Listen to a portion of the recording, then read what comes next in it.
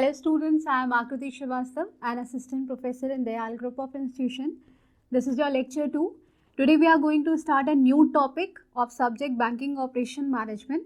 Topic is Banking Structure of India. This video is relevant for BBA 3rd semester and BCom Honors 2nd semester. देखिए जो हमारा banking structure है all over, अभी तो आप देख रहे हैं कि जो कॉमर्शियल और कोऑपरेटिव बैंक्स हैं और इसका एक रेगुलेटरी है आरबीआई. बट बिफोर इंडिपेंडेंस या इंडिपेंडेंस डे टाइम पर जो हमारा बैंकिंग स्ट्रक्चर था वो इतना ज़्यादा पॉपुलर नहीं था.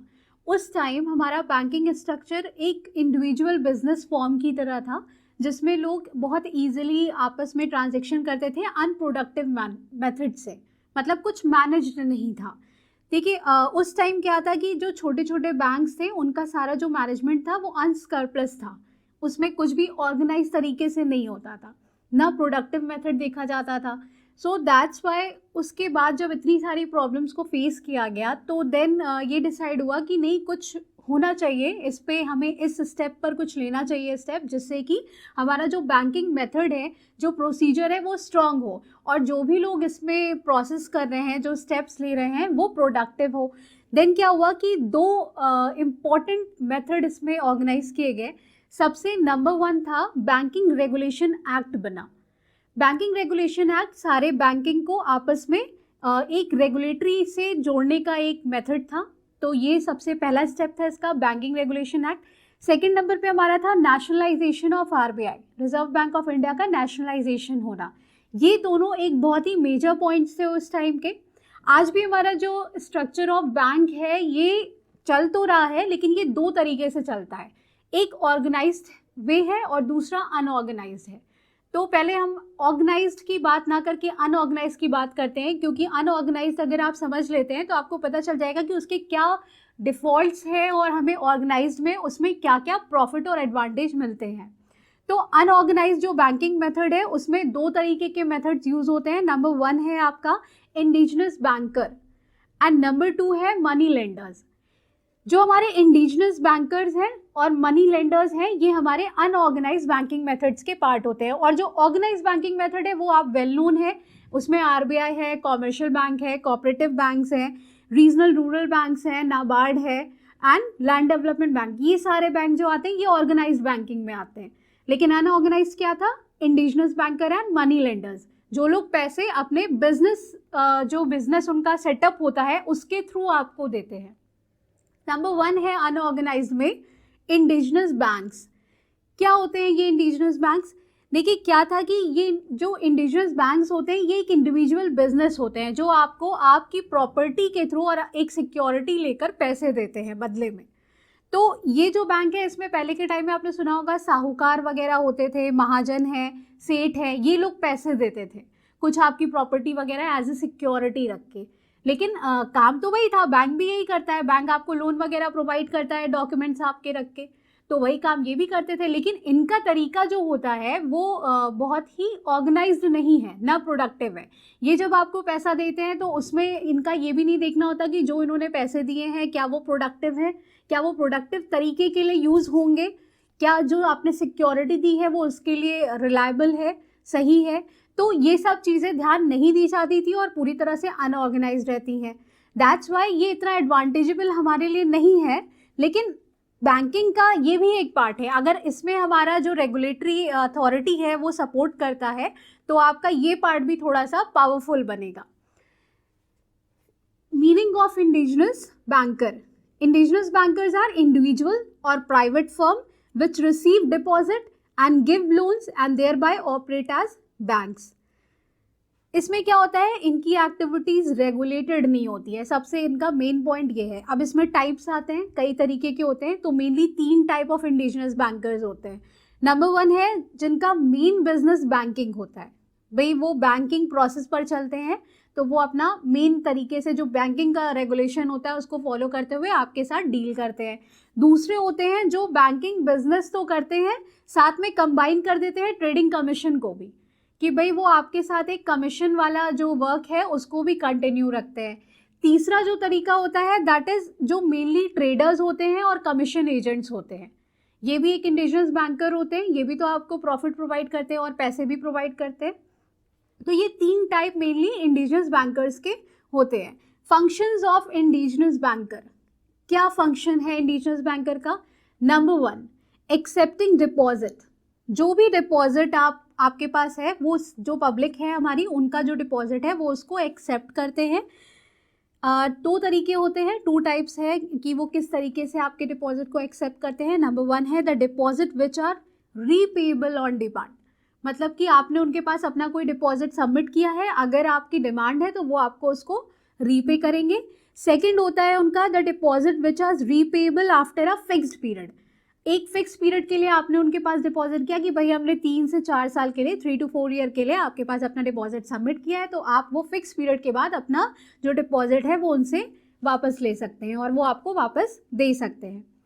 नेक्स्ट मेन फंक्शन है उनका एडवांसिंग लोन। आपको वो लोन वगैरह प्रोवाइड करते हैं, लेकिन बदले में आपको उन्हें कुछ सिक्योरिटी सबमिट करनी होती है। तो वो सिक्योरिटी आपका हाउस हो सकता है, लैंड हो सकता है, क्रॉप्स हो सकते हैं, गोल्ड हो सकता है, सिल्वर हो सकता है। Now number 3, acceptance of valuables of safe custody। आपके जो भी वैल्यूएबल्स हैं उनको वो एक्सेप्ट करते हैं, एज अ सेफ कस्टडी अपने पास रखते हैं अपने बैंक में, मतलब जो बैंकिंग प्रोसेस है उनका, उसके थ्रू वो आपकी जो वैल्यूएबल्स हैं उनको सबमिट करके अपने पास डिपॉजिट करके रखते हैं विथ प्रॉपर कस्टडी। नंबर 5 है नॉन बैंकिंग फंक्शन। इनका एक नॉन बैंकिंग फंक्शन है। इस नॉन बैंकिंग फंक्शन के जरिए ये क्या करते हैं, जो अपनी बैंकिंग एक्टिविटीज होती है उसको रिटेल ट्रेडिंग बिजनेस में ट्रांसफॉर्म करते हैं। तो ये कुछ इंपॉर्टेंट फंक्शंस थे इंडिजिनस बैंकर्स के। अच्छा, कुछ फायदे हैं कि चलिए ठीक है, आपका डायरेक्ट ट्रांजेक्शन हो गया इनसे, आपने डायरेक्टली इनसे ट्रांजेक्शन किया, आपने अपना सामान दे दिया, आपको बदले में पैसा मिल गया, आपने डिपॉजिट कर दिया, ये सब फायदे हैं। लेकिन कुछ डिफेक्ट आते हैं, तो वो जो हमारे डिफेक्ट्स आ रहे हैं इंडिजिनस बैंकर्स के, वो क्या है? तो नंबर 1 है mixing banking and non mixing business. ये क्या करते हैं भाई, आपका एक बैंकिंग बिजनेस है, उसके साथ साथ जो इनका नॉन बैंकिंग बिजनेस है, जो कमीशन वाला काम है, उसको ये इसमें मर्ज कर देते हैं, जिससे क्या होता है, एक अनऑर्गेनाइज मेथड अराइज होता है और उससे आपको क्लियर पता नहीं चल पाता कि कहाँ पर आपका जो प्रॉफिट है, जो सरप्लस है, वो प्रोडक्टिव है। Number 2, unorganise banking system. इनका जो ये सिस्टम होता है ये पूरी तरह से अनऑर्गेनाइज होता है, इनका कोऑर्डिनेशन नहीं होता रेगुलेटरी जो हमारी बैंक है उनसे, दैट्स वाई पूरी तरह से अनऑर्गेनाइज माना जाता है। कोई रेगुलर कांटेक्ट भी नहीं करते ये कॉमर्शियल बैंक से। नंबर 3 है इनसफिशिएंट कैपिटल। क्योंकि ये जो इंडिजिनस बैंक्स होते हैं इनके ये अपने ही कैपिटल का यूज़ करते हैं, तो ज़रूरत पड़ने पर अगर आप इनसे लोन की, एक्स्ट्रा लोन की डिमांड करते हैं तो आपको नहीं मिल सकता है, क्योंकि इनके पास उतना कैपिटल नहीं होता है, क्योंकि ये तो अपना ही कैपिटल यूज़ कर रहे हैं। तो ज़रूरत पड़ने पर आपको एक हाई रेट में अगर कुछ लोन चाहिए तो वो पॉसिबिलिटीज़ नहीं होती है।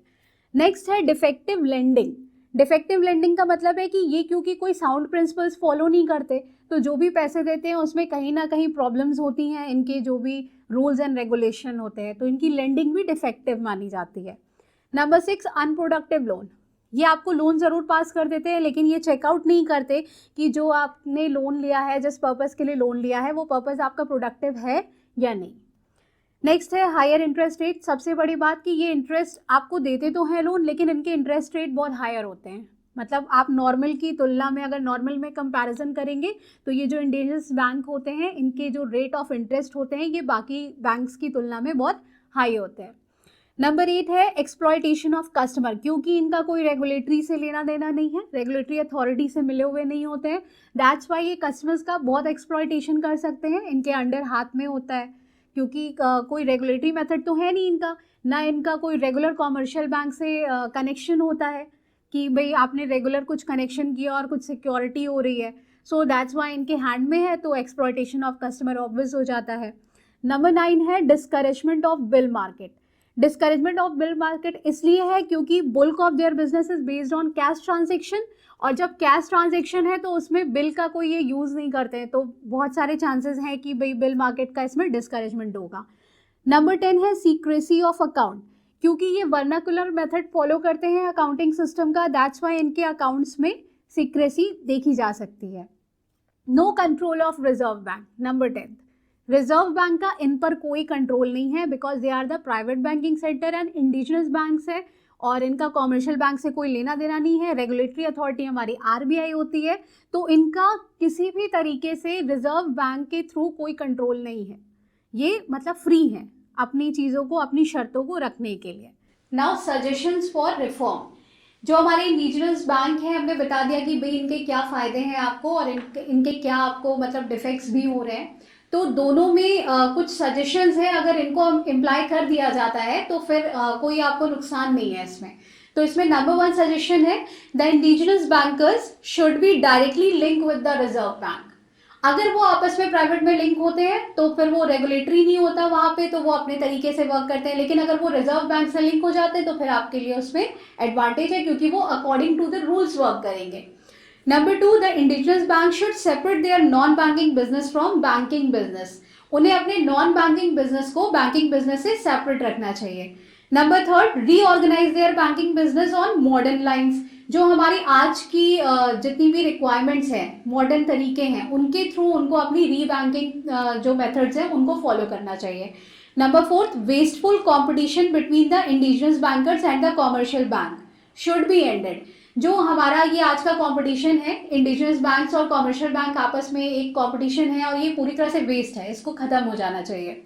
नेक्स्ट है number 5, the indigenous bankers should stop various mall practices in their business. जो ये गलत तरीके से वर्क करते हैं या कमीशंस के थ्रू वर्क करते हैं, इसको स्टॉप होना चाहिए।